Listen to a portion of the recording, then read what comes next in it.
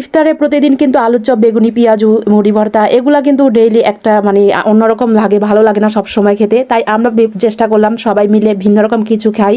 তো আমার চাচাদের বাসায় আমরা সবাই ভিন্ন রকম কিছুই খেলাম। তো আসলে আমরা সবাই মিলে হুটহাট এটা প্ল্যানিং করেছি, মানে যেদিন আমরা এই ইফতারটা করেছি সবাই মিলে সেই দিনই আমরা হুটহাট এটা করেছি, সব কিছু তৈরি এবং খুবই তাড়াতাড়ি সবাই মিলে কাজ করেছি। আর এটা তৈরি করতে আমরা সবাই মিলে প্রথমে এই তো ডিম সিদ্ধ, এখানে কাটাকাটি, পেঁয়াজ কাটাকাটি, সবজি সব কিছু কাটাকাটি শুরু করে দিয়েছি। আমার চাচি এখানে সবাই মিলেই কাজ করেছি, শুধু আমি একটু কম করেছি কারণ আমি একটু যেহেতু এই ভিডিওটা করার সময় এই দিনটা আমি একটু অসুস্থ ছিলাম, প্রচণ্ড রকমের জ্বর ছিল। তো যাই হোক, এইদিকে এই তো আমার চাচি কিন্তু সব কিছু রান্নাবান্না করেছে। আমি সম্পূর্ণ রান্নার সব রেসিপি না দিলেও কিন্তু আমি টুকটাক দিচ্ছি।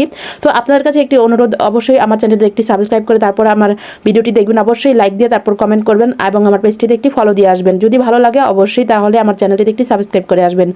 তো এইদিকে এই তো ডিম ভুনা শেষ করে এই শুটকি ভর্তাটা বানানো হয়ে গিয়েছে। এই ভর্তাটা না হলে ভালোই লাগবে না, তাই এটাই আমরা আগেই প্ল্যানিং করেছি যে এটা বানাবো। অনেক দিন হলো যে এই ভর্তাটি খাই না, তো এই ভর্তাটি বানিয়ে ফেলেছে।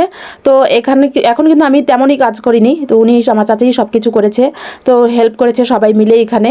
আর এদিকে এই তো আলু ভর্তাটাও বানানো হচ্ছে। আজকে ইফতারে আমরা ভিন্ন রকম কিছু খাবো, তাই এরকম আর কি কিছু। তো ইফতারের আগে সব কিছু তাড়াহুড়া করে এখানে শরবতটা বানানো হয়ে গিয়েছিল, খিচুড়িটা চুলাতেই বসানো ছিল। যেহেতু আমাদের রান্নাবান্না একটু দেরি হয়ে গিয়েছে, আমরা কিন্তু সব কিছু আজকে গ্যাসের চুলাতে রান্না করেছি, কারণ মাটির চুলাতে তেমন ঝামেলা করিনি। আর এই তো এইদিকে রান্নাবান্না সব কিছু শেষ করে আমরা রেডি করে এখানে বসে আছি। তো এইদিকে এই ইফতারের পরেই আমরা এখানে একটু মালবেরি খেয়ে নিচ্ছিলাম, ভীষণ ভালো লাগছিল। তো এইদিকে সব কিছু আমরা শরবত খেয়ে তারপর আমরা একটু সবাই নামাজ পড়ে তারপর আবার এসেছি, কারণ আমরা যেহেতু ইফতারের সময়টা, নামাজের সময়টা খুব কম থাকে, তাই তাড়াহুড়া করে খাওয়াটা ঠিক হবে না, এজন্য আমরা নামাজ পড়ে সবাই খাওয়া দাওয়া করেছি। তো এই তো সালাদ মাখছি আমার চাচি, আর এইদিকে সব কিছু বাড়া হচ্ছে সবার জন্য। বাচ্চা কাচ্চারা তো ভীষণ খুশি। ভুনা খিচুড়ি হলে কিন্তু ওরা পেট ভরে খেতে পারে, ওরা ভীষণ খুশি হয়ে গিয়েছে। ভুনা খিচুড়িটা সবার কাছে অনেক পছন্দ। যাই হোক, রোজা রমজানের দিন আমার মুখ দিয়ে কথা তেমন বের হয় না, ভয়েসটা দিতে আসলে অনেক কষ্ট হয়ে যায়। আসলে এই রোজার দিন একটু কষ্টই হয় স্বাভাবিক। আর আমি পেজেও তেমন সময় দিতে পারি না, পেজে অ্যাক্টিভ থাকি খুব কম।